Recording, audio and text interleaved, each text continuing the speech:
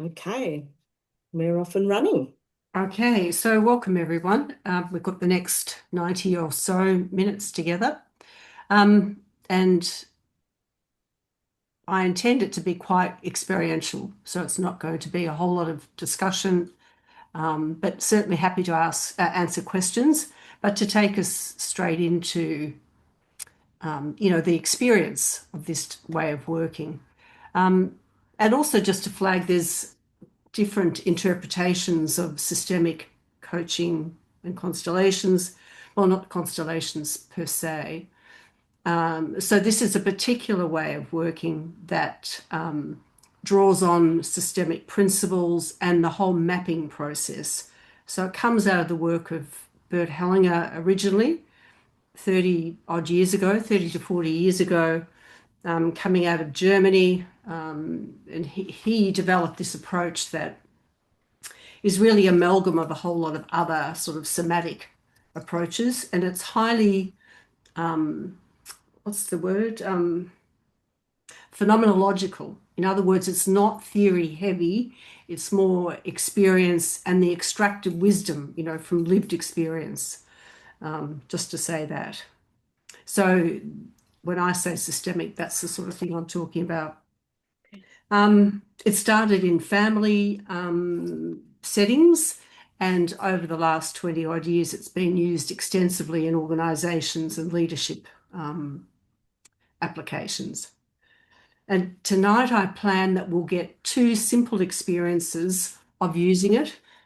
Um, there's too little time to talk about the myriad ways it can be adapted and used in the work we coaches and consultants do. But the two things we'll look at is a tabletop constellation, just a really simple thing that can support you to look at possibly a client issue you're facing at the moment, or it could be adapted for the clients you work with. And then I plan to do constellation supervision for one person with one challenge, and we'll use each other as representatives, or I will call on others to represent for that, which is to take part of one of the elements of that particular challenge that that person may bring. So you could be just cogitating in the background. If you're that person, you might bring something. Um, okay. So first, just to get an idea, I do know quite a few of you, but so just a show of hands, possibly, for anyone who's had some experience of the constellation approach before, the systemic constellation approach. No, not me. Mm-mm. Oh, no, not too many. Okay, two or three of you. Okay, I can see her in the darkness there. um, okay, so we're starting from scratch in some ways. So I'm going to start my little PowerPoint. It's not too much, but just to keep me focused on what I'm going to cover. Okay, so that's tonight. So we're just using um, this approach, to broaden our perspectives in what we're coaching on and the sorts of things we might notice that this approach supports. So I've asked you that. There's too few of you to get too involved in that, but we'll just the idea that most people are quite new to the approach.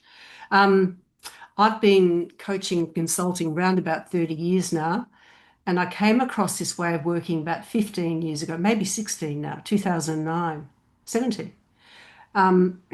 And the first person I ever saw apply it was John Whittington, interestingly enough. I've been heavily involved in the ICF through, 20 odd years. And I've been a member of AC, I think, for about 6 years, maybe a little bit more. So basically, I'm telling you, I've been around the traps. And this work really keeps me interested. It's the most giving and interesting approach to the work we do. Yeah, it broadens perspective. It hones us or practitioners of it as the instruments. We're the ones who are it's the quality of our presence and the way we work with our clients that um, really dictates the effectiveness we can have, and the ways we can be of use to the people who come to us. So I really love that. So I thought we'd start with a little bit of mindfulness. I'll stop the share. I'll stop and start a bit just to get us in our bodies, because this way of working is less cerebral. Now, we all have to think, we use our brains in everything we do, but this way invites us to observe differently and to use other ways of taking in information. So we need to be in touch with our bodies a little bit. So I can invite, you might want to turn your camera off, but I always like to close my eyes. It's a little bonus if I'm doing this. Um, so yeah, just sitting comfortably and noticing your breathing.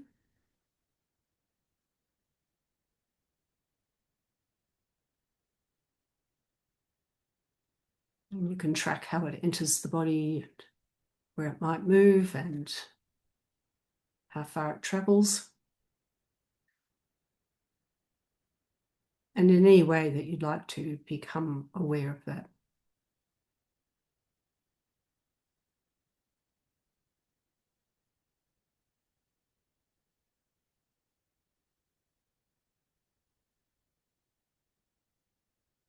And you can become aware of the contact of your body with the chair or seat that you're in.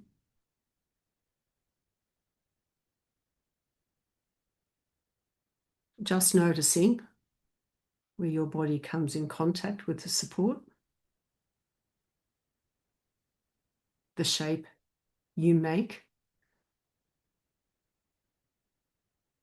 the temperature that you could be aware of.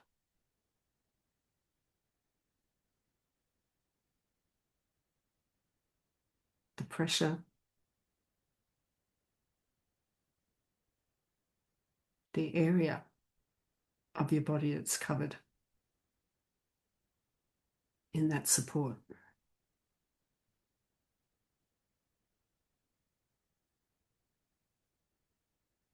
And you may notice your feet also on the floor.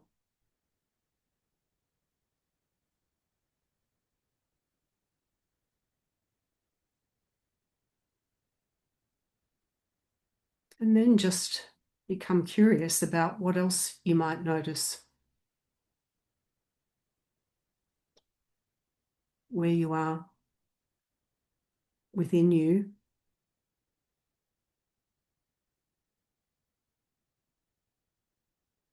and surrounding you.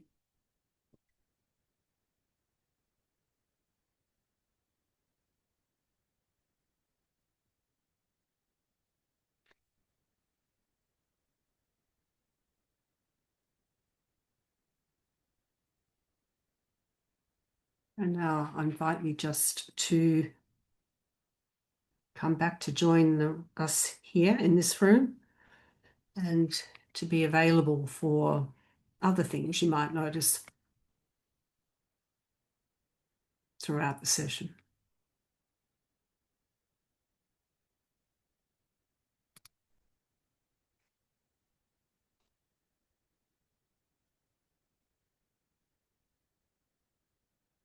Okay. So the thing about this way of working and using it in supervision is that it enables you to take a different perspective, a different approach, a different way of seeing, rather than our traditional ways of going deep and looking closely at a problem. So you can step back, consider what else might be at play in this situation and deepen your awareness in order to find some useful next steps. And inherent in that, like any coaching or supervision, we're not here to fix or change or cure. It's really about a useful next step, a good bit of progress on the journey, which keeps us in our right place, not to think that we're the heroes and we can fix everyone, It's just knowing that here we are as our client, as the other person passes into our orbit briefly, we can be a good resource for them because we're respecting their agency and their intelligence and their capacities. And this is a very practical way we can do that. So usually, experienced coaches learn more and more frameworks and have knowledge, and they can use those to experience and their experiences to make sense of the situation. And again, that's all quite a cerebral way of working. It's privileging the rational over the other aspects that we can pay attention to. And in this way of working, and the practice we'll do tonight, it's an opportunity to observe, to see rather than to think about what's happening in front of us. So being able to notice something that's happening in the client, in ourselves, and between the client and ourselves, the relationship, which is where the magic actually lies. And then once it's been seen and observed, you can become curious about what is our embodied sense telling us may be going on, which is deeply human way of operating. Because we are social beings, we have highly attuned ways of seeing ourselves in relationship and sensing ourselves in relationship that we often don't call on when we're working with others, in a professional way. And so all of these things are not separate. They're just three layered and complementary ways of seeking information. And we do a lot of it unconsciously. Instinct and intuition and all those things really at the basis are our ability to observe and make sense in our bodies often of what's going on. So this provides a way of sort of codifying that a little bit more. Okay, I'm going to stop for a second. Any comments or thoughts or questions at this stage?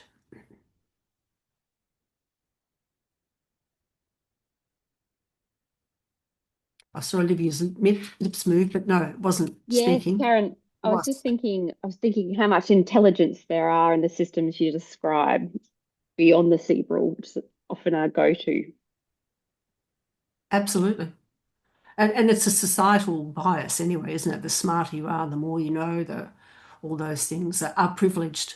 And I think there's a shift at play. And we'd be silly to squander what we can glean from these other ways of operating. And, it's not exclusive either. It's inclusive that we use them all. So we're going to start. I intend to make this as experiential as possible, as I said. So I'd like to start with some individual work. So I just realised I should explain a few terms. Oh no, I'll stop that for a minute.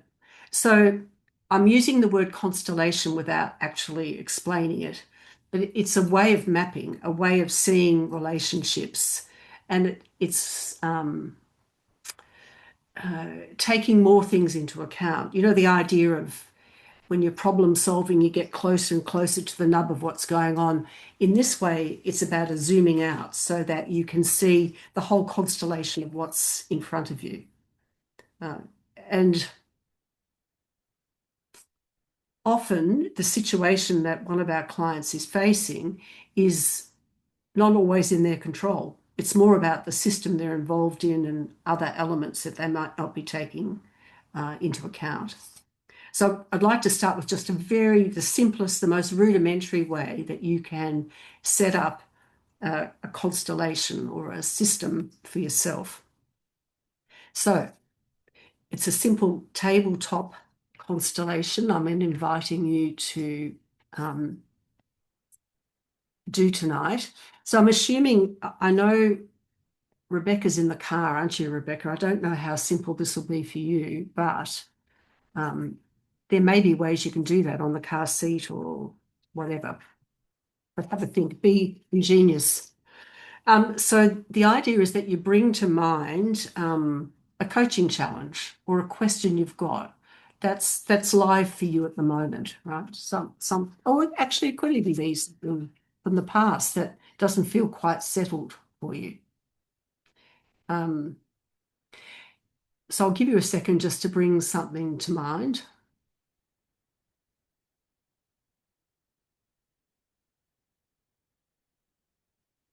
And then in relation to that, consider what a good outcome could be for this simple exercise for you. What might be useful to uncover or to glean or to have a new perspective on?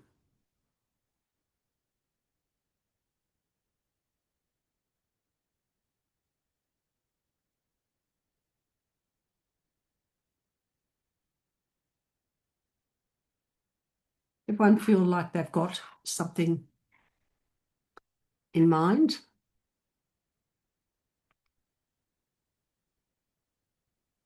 Okay, I'm going to stop it again so it's not too distracting.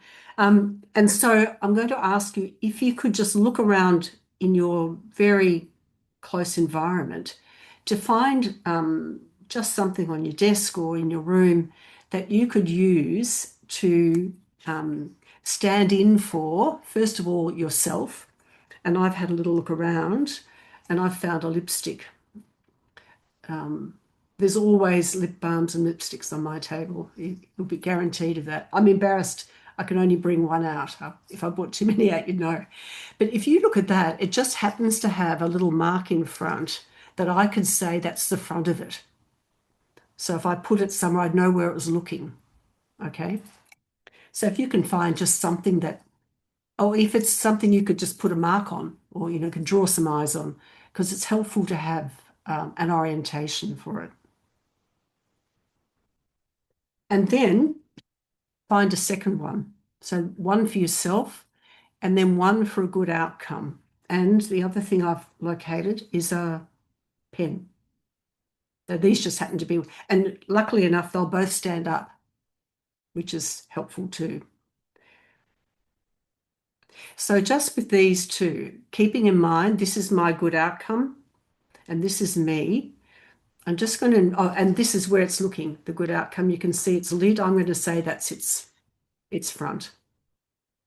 So I'm just going to find a place. I've cleared a spot on my messy desk, and I'm just going to place them without too much thinking in relation to each other. And here's one of the first, I guess, instructions of this way of working. Just use a felt sense, just even though there may be no logic when you first start. So just find a place for them in relation to each other. They maybe end up looking at each other. They may be in different directions. Makes no difference to the exercise.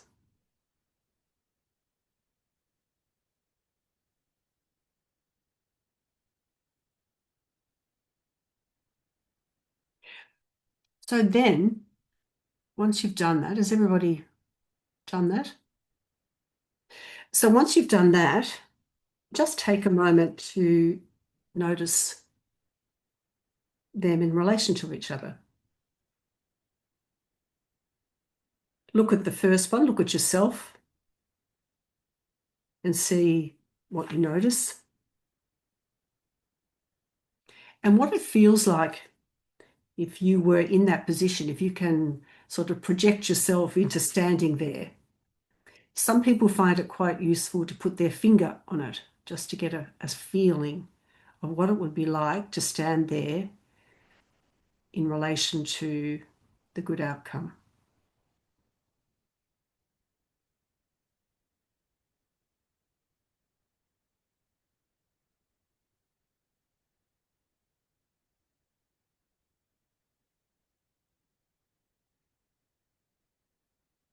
Who'd like to report on what it feels like when you place yourself in the way of your representative in front of the outcome you've chosen?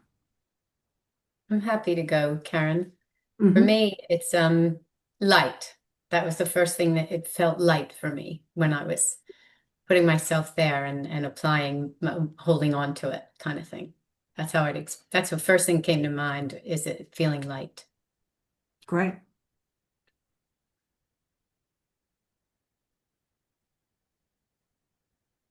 Someone else willing to share that?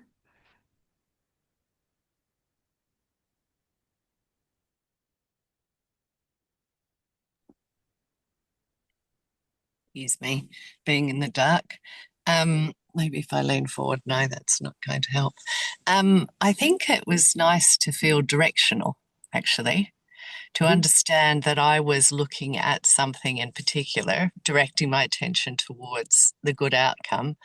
And yet there was a lot around me that I wasn't really directing my attention to. You know what I mean? Like, it opened up the fact that there was a lot of space around me Mm-hmm. and around the good outcome. Mm-hmm. Great. For me, it felt clear. Go ahead, Cara, please do. Sorry. Yeah, it felt clear. That was the word that come to mind. Mm-hmm. And with each of those, I wonder if there's a felt sense that you can feel in your own body. Often there is with that. I was going to share my own just by way of, adding to the group. I feel a little small and daunted. I'm much smaller than my outcome. And that little clip I saw on the front, it looks a bit like this. So they're the things I felt. And I felt just a little bit light in the chest, so it looks big to me. Okay. So next, you may not be surprised to know, let's get a sense of what it's like from the good outcomes perspective, looking back, what it's aware of, what it feels like to be that.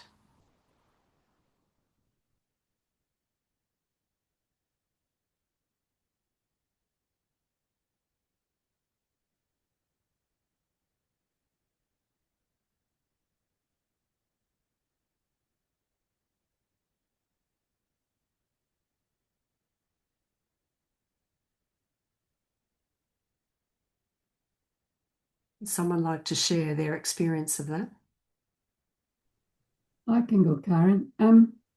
Quite different actually, because when I had my finger on the first one, I felt a little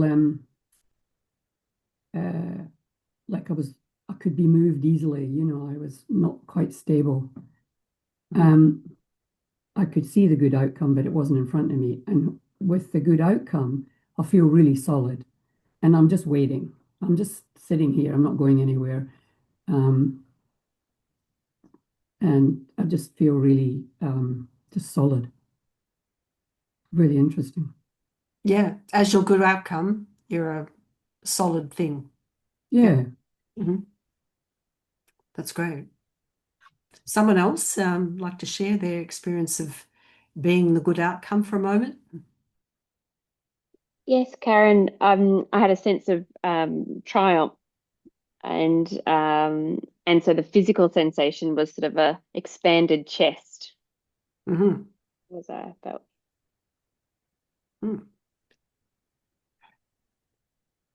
Someone else to share that experience? Well, I might add to that, when I was, and really had to work to be there. That's interesting in itself. But when I got myself there to really be there, I felt a sense of stretched, which in terms of what I think I was feeling was a good thing for me, like that sense of stretch or movement towards something. Mm-hmm.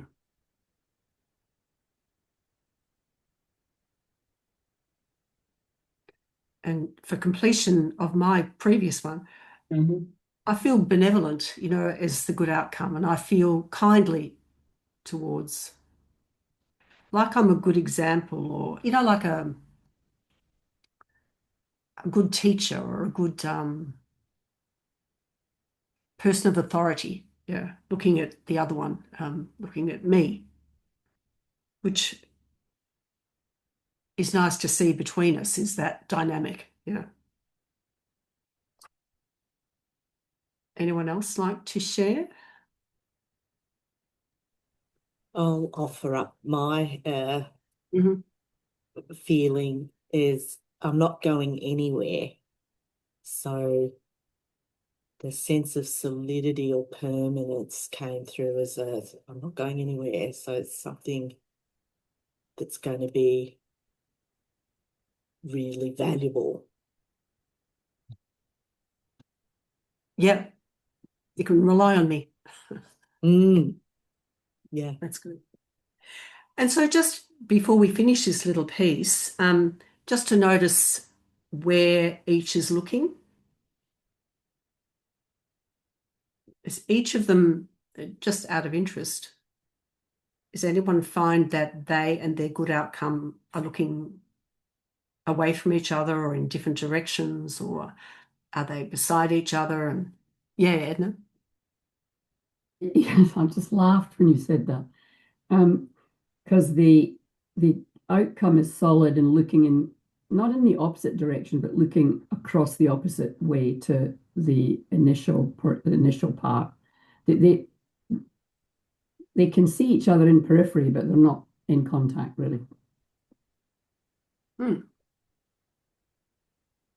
is that And how does that there's a affect? sense of as I'm even saying that, there's a sense of I just want to say humor. There's a sense of uh, from the outcome. This is quite funny that they need to come to me. I'm not going to them. That sort of thing. So it's a bit of a game. I don't know. A bit of funny. Mm-hmm. And of course, there's no right or wrong here, is it? It's really just looking at a dynamic that can be externalized in this way. Because what we're saying is this is how we're holding it internally. So it's good to see an external representation of it. By the way, that makes total sense to the issue that I put on the table. It actually is so clear. That's great. Now there's a third step here, is just having taken in this particular dynamic, you can find a third representative. So this is my third one, and this is the front. And I'm going to invite each of you to find one other thing. Could be a bit of a stretch, but you might have a very neat organization on your table.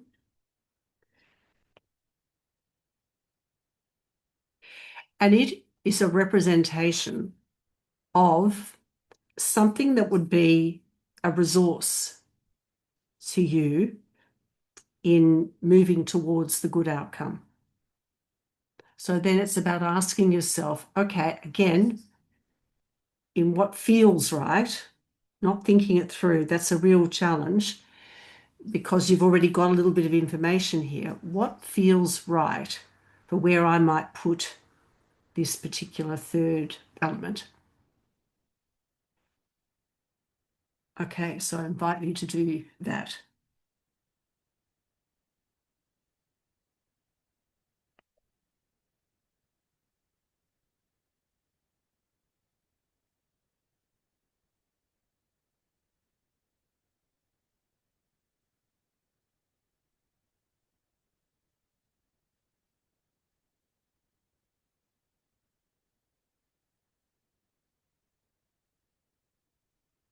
And of course, you don't even need to know what it is, just to clarify that.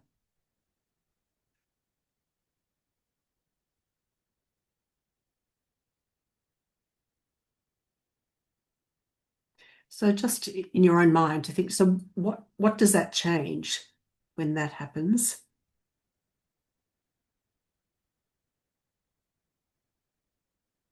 What's different in your map now?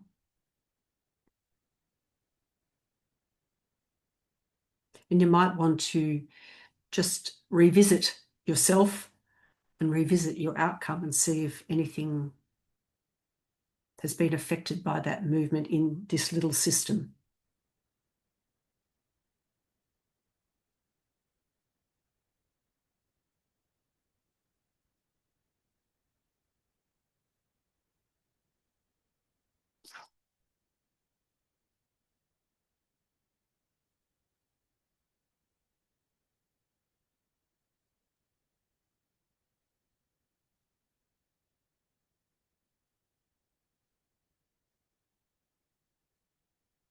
And then just to think, does the inclusion of this additional element invite a movement from any, well, really, well, the good outcome can't move. Does it invite you to move, the self to move?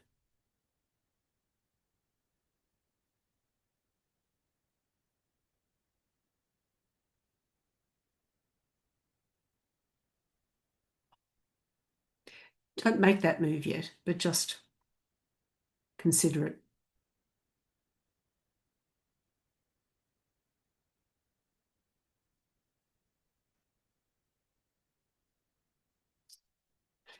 So anyone like to share?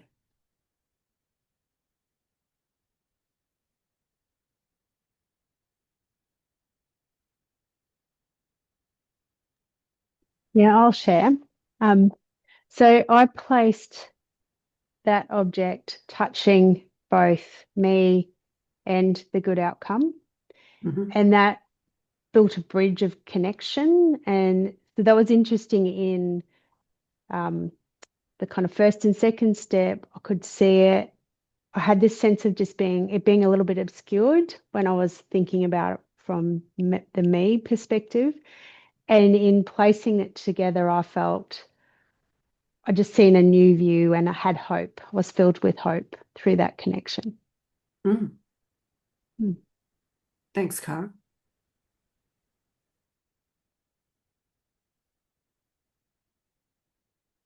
Any other shares?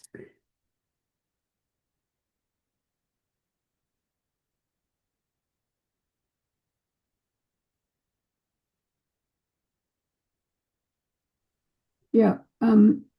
When I added the third piece, it's actually positioned between the first piece and the third piece. And it feels like it's offering some scaffolding to the first piece to be able to turn towards the outcome. The way that I've put it down is actually looking like it can support it. So don't answer these questions, the two of you who've shared, but do you have a sense of what that is? Yeah. And you, Cara? You don't need to tell me what it is, but do you have a sense? Yeah. Yes, I have a sense. Yeah.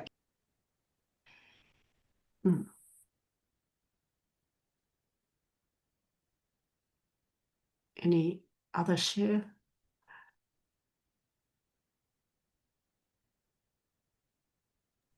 I'm happy to share. I put mine next to myself, so they're holding hands. And interestingly, I picked an object that's a very similar shape to the object that's representing me. And they're both facing my good outcome head on. And as soon as I did that, I felt like I could move forward, like almost in lockstep, that the two things have to move forward at the same time. They can't move forward at different paces. It's quite a strong sense. And you do have oh, sorry, go ahead. Oh, I was going to say I have a good sense of what that thing is. Yep.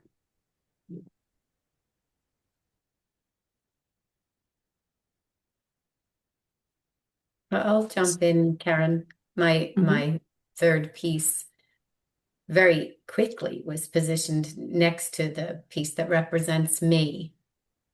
And in just almost instantly, the sense of lightness got that much lighter.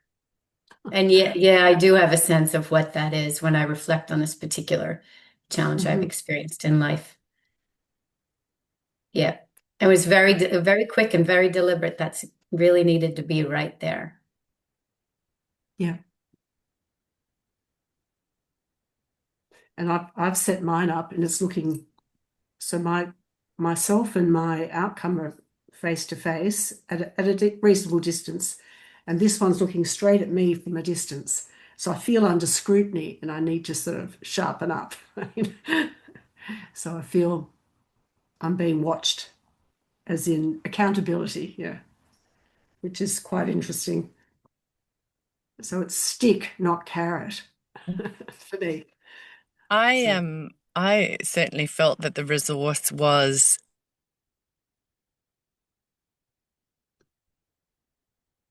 that I liked that it was a real enabler, not just a resource, but something that was a support for me. Yes, more than a resource, but yeah, a support. I hear that.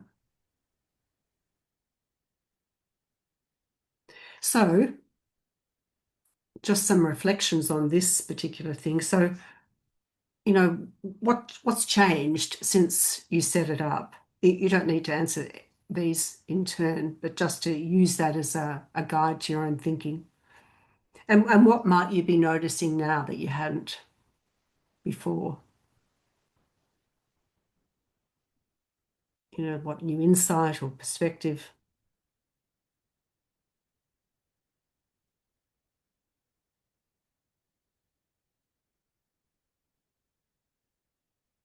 And then for your own support, what might be a useful next step for you, given the insight that this has provided?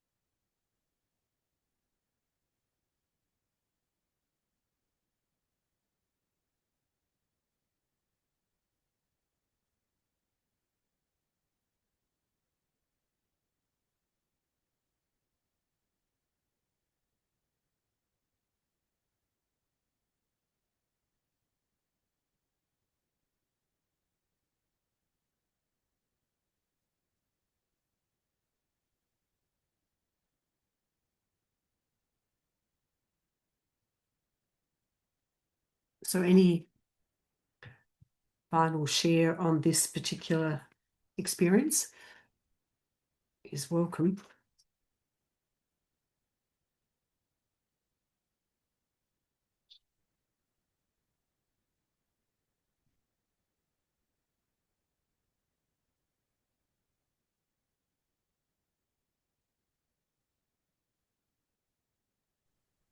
I'm going to offer, I shouldn't be surprised, but I am surprised how quickly I got something really clear and really valuable out of this exercise, that reflecting on it, I could have spent an hour in supervision talking it through and maybe got to the same conclusion, but just in that short time feel like I have a really strong outcome for myself, that and it feels sort of resolved.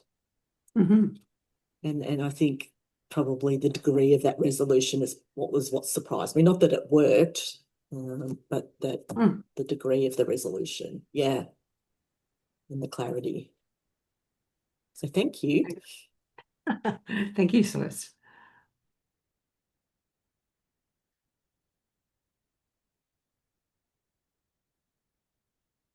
So it's a fine line between making everyone awkward by me waiting and allowing you to, if you want to share. So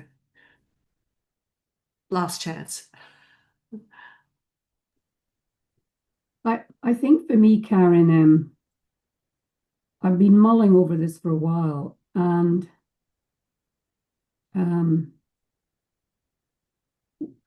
was my thinking correct about what could be a step to better or the next step? And this has solidified that yes, that's the way to go. So it's just clearer. Whereas before I was a bit kind of wobbly around it and doubting myself or doubting my thinking or my understanding. So this actually has helped me to, yeah, that's definitely the way that you need to, what you need to do. So it just feels more solid. Thanks, Edna. And I didn't acknowledge, your extensive experience in this work too. So it's very gracious of you to, to be doing this very simple exercise with us. So thanks. I Oh, want to thanks, acknowledge Karen. that. I don't think any exercise when we're working like this is simple, frankly. I think there's always some outcome from it. As Celeste just said, it's so yeah, I don't think it's relevant the amount of experience you've had, because we all have turbulence and troubles in our kind of relationships with work and professions. And this contacts your beingness, which I really like. You're the instrument of the work, so I love it, Yeah. as you know. Thank you to both of you. And Celeste, yes, you really stole my thunder, just to say this way of working has got, no, I'm joking, in a good way. It's lots less talk. And the thing about talk is that it comes in a line, isn't it? There's only so many words that can follow one from the other. So you can't have 5 conversations at once. The thing about this work, and again, you said it in your words, Celeste, that once you see it and you feel it, you've got it. It's resolved in a sense.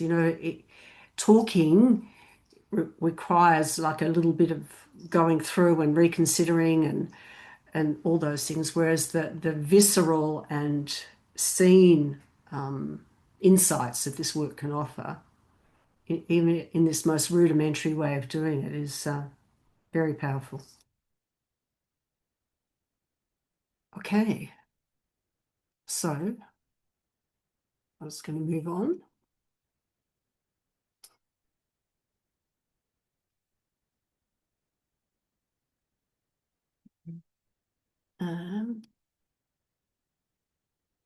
Yeah, so with this, but again, I guess I'm just saying the same thing again, that once you're able to externalize and see, and map it in the language of constellations and systemic work in this pursuit of it, your perspective broadens. You see things you didn't, and it enables you to take in more. People were commenting on the space that's around and the distance between and so on. And now, in some settings, that is very relevant. For some of us, it wasn't so relevant. So we tend to see and to be able to get a perspective in the particular system that we're looking at. And then the other thing it shows us is that the relationships, the correlation between the different elements also gives us information. How far, how close, the orientation, where they're looking, all those things give us, as humans, further information that we can interpret. Just as we can walk into a room and think, whoa, what's going on here? We can pick up those particular signals because that's the way we're designed as beings. And also it shows us that a small shift can change the whole. By bringing in that third element, even though we didn't move any further than that. It was a very, neat, lean little process. And then we've got the opportunity when it's right there in front of us, if we're using it with clients or we're doing it for ourselves like we did tonight, you've got a chance to observe before you put too much interpretation on it. We don't have to rush straight away to making sense of it.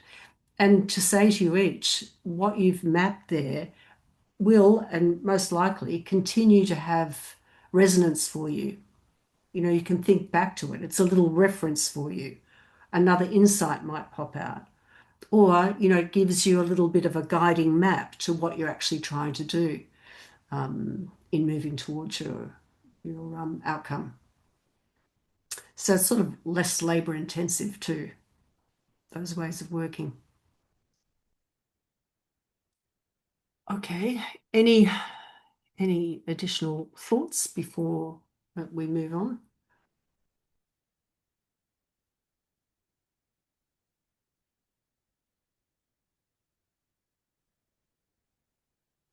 It's one thing, Karen, I know that when I've done this with clients, they often like to take a picture of something that they've done so that they can use that as a reminder reflective process, because I think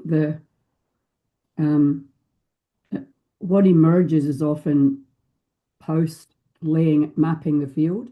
It like keeps flowing, so that can be really powerful as well. Thanks, Ed. Yeah, exactly.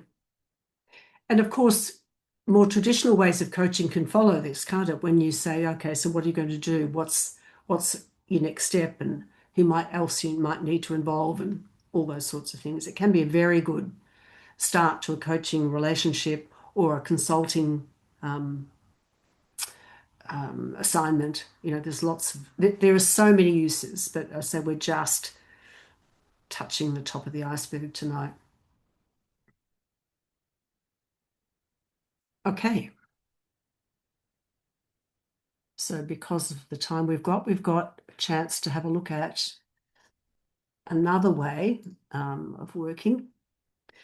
So my idea here is to invite someone to bring a particular coaching challenge to the group, and I will facilitate a constellation, a systemic view of it, using representatives this time. What we did last time was to use our found objects as representatives. In this way of working, incredibly, you don't even need to be in the same room with people. A Zoom room is just as good a way to connect and tap into the system that's evoked in a client situation. So I'm going to invite a particular coaching challenge. I'll listen to that. So my role as facilitator coach in that is to get a sense of what elements might be relevant in that system. So in this one, we set up a form, a classical way of looking at it, which is yourself and an outcome. In this, when I listen to a client example, I will listen with the ear to think what might be relevant that we can set up. I say set up, but the elements we can tap into to get some insight. And then we'll see what becomes visible. The beautiful thing about using people to represent, there's rich information that comes. In doing it on the table, we used only ourselves, to get a sense of what it's like in those positions. When we bring people, we can tap into a much richer vein of information. And then there's some reflection on next steps.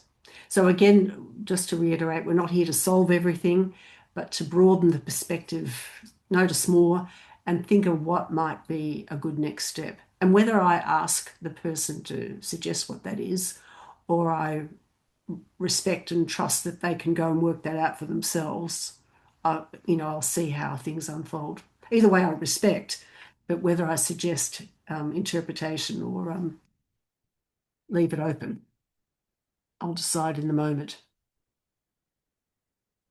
The other thing to say, just picking up on your idea, your comments, Celeste, about conversation might have taken me an hour to get there. In taking a brief for this type of work, we don't need a lot of information. In fact, the less is better, because if I'm going to ask people to represent, then I don't want them play acting. I'd rather them empty vessels, so that the information they're collecting is cleaner, so to speak. We'll see. Rebecca, you've come into the light. Welcome. Okay, does anyone have something they'd like to look at? So I always remember someone saying to me once, when you're inviting people to be part of a demonstration in this, we don't want a huge dinosaur of an issue. and we don't want a little gecko of an issue. We just want a little lizard that we can work with. Okay, so Karen, something I might that's just open to the group whether or not they want to continue recording this portion or whether people would feel more comfortable pausing the recording whilst we explore the issue that somebody brings. good catch, Celeste. Yeah.